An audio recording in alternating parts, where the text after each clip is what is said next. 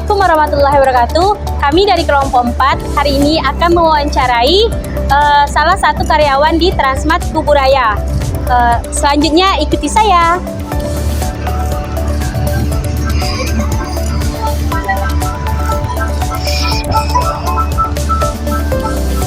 Permisi Bang, maaf mengganggu waktunya. Apakah Abang sedang sibuk? Boleh kita berbicara sebentar di kursi Bang? Oke, baik. Baik Bang, sebelumnya bolehkah memperkenalkan diri terlebih dahulu? Perkenalkan, nama saya Muhammad Fadil Abizar, saya tinggal di Pontianak. Saya bekerja di Trans Studio Mini Kuburaya. Oke, baik. Sebelumnya ini Bang, saya ingin bertanya, bagaimana pendapat Abang mengenai nilai moral generasi muda saat ini? Menurut saya moral anak muda sekarang itu sedikit menurun. Oke, kenapa Bang bisa menilai kalau generasi muda saat ini moralnya sangat menurun? Dikarenakan ada beberapa faktor Kak ya. Contohnya kurangnya rasa disiplin, kejujuran, kurangnya rasa tanggung jawab, dan kurangnya pemikiran untuk masa depan. Oke, baik, terima kasih nih Bang. Mungkin ada yang lain lagi? Enggak Kak, itu cukup. Oke, baik, terima kasih Bang telah mengganggu waktunya. Makasih Bang. Baik, selanjutnya kami akan mewawancarai manajer Transmart.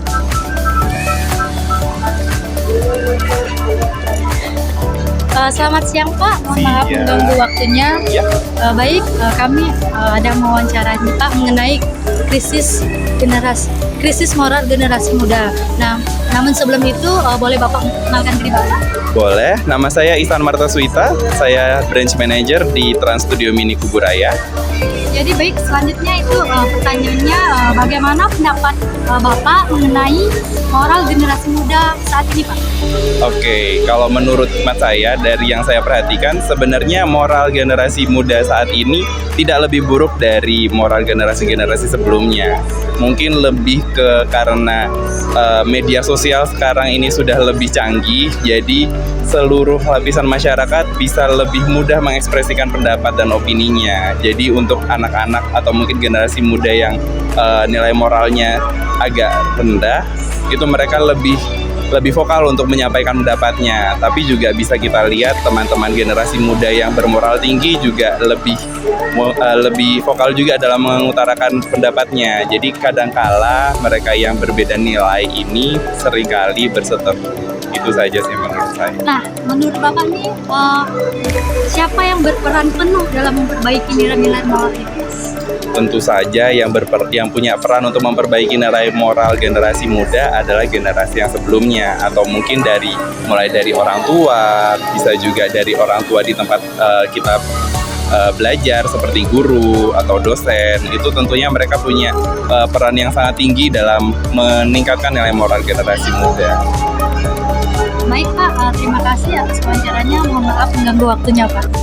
Oke baik, saya akan mewawancarai salah satu pengunjung yang ada di Coffee Lokale Sungai Duri ini.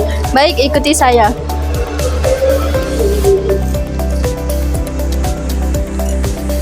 Dan baik, permisi Kak. Ya, apakah saya boleh mewawancarai Kakak?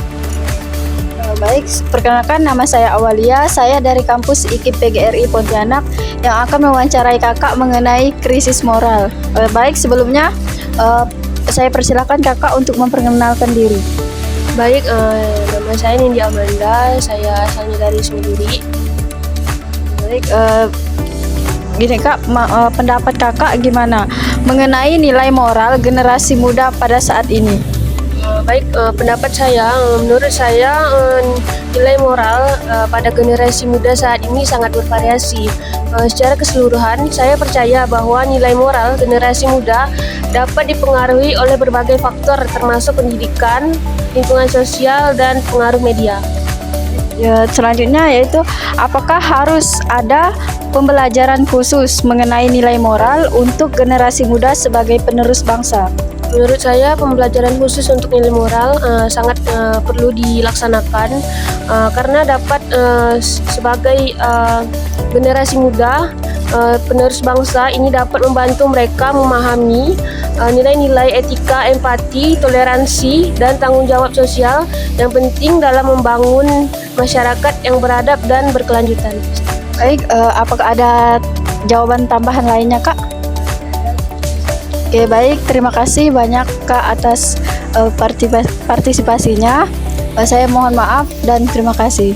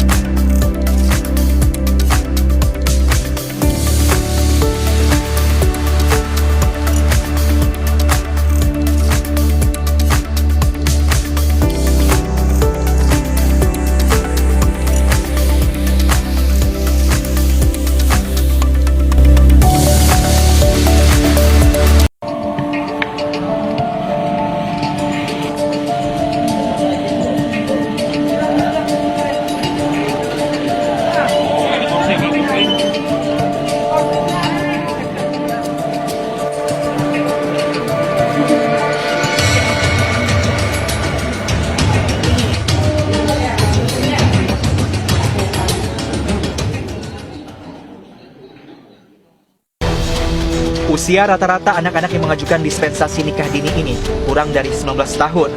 Bahkan sejumlah diantaranya berusia 16 tahun atau setara pelajar SMA. Hal ini terjadi akibat pergaulan yang kelewat batas. Mereka terpaksa mengajukan pernikahan dini ke Pengadilan Agama Indramayu. Data Pengadilan Agama Indramayu sebanyak tahun 2022, 572 anak mengajukan permohonan menikah dini. Jumlah ini sebenarnya menurun dibandingkan tahun sebelumnya, 625 anak, dan tahun 2020, 721 anak. Kondisi mendesak, hakim terpaksa mengabulkan permintaan mereka dengan sejumlah pertimbangan. Hal ini sekaligus untuk menyelamatkan janin yang dikandungnya, termasuk orang tuanya. Sudah ada angkanya cukup menurun, ada 572 perkara, dari yang sebelumnya ada sekitar 700-an. Alhamdulillah cukup menurun, tapi tetap ini harus jadi catatan kita bersama bahwa pernikahan dini atau dispensasi ini harus segera ditekan oleh kita bersama. Tanggung kita bersama, tanggung jawab pemerintah daerah, termasuk pemuka masyarakat, pemuka agama, dan kita semua. Tingginya tingkat permohonan dispensasi nikah harus menjadi perhatian banyak pihak.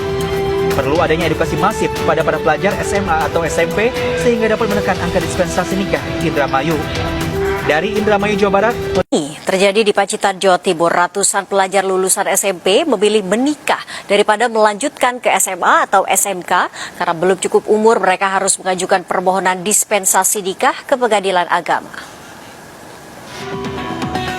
SMP, ratusan pelajar memilih menikah daripada melanjutkan sekolah ke SMA atau SMK di Pacitan, Jawa Timur. Karena belum cukup umur, para pelajar harus mengajukan permohonan dispensasi nikah ke Pengadilan Agama Pacitan. Dari data Pengadilan Agama Pacitan, jumlah pemohon dispensasi nikah tahun 2021 mencapai 370 orang. Tahun 2022, pemohon dispensasi nikah meningkat 308 orang. Memasuki minggu kedua tahun 2023, jumlah pemohon tercatat 20 orang. Faktor ekonomi dan lokasi tempat tinggal di pegunungan diindikasikan sebagai salah satu penyebab pelajar di bawah umur ingin menikah. Alasan lainnya, sebagian pelajar terpaksa menikah karena terlanjur. Pemirsa, fenomena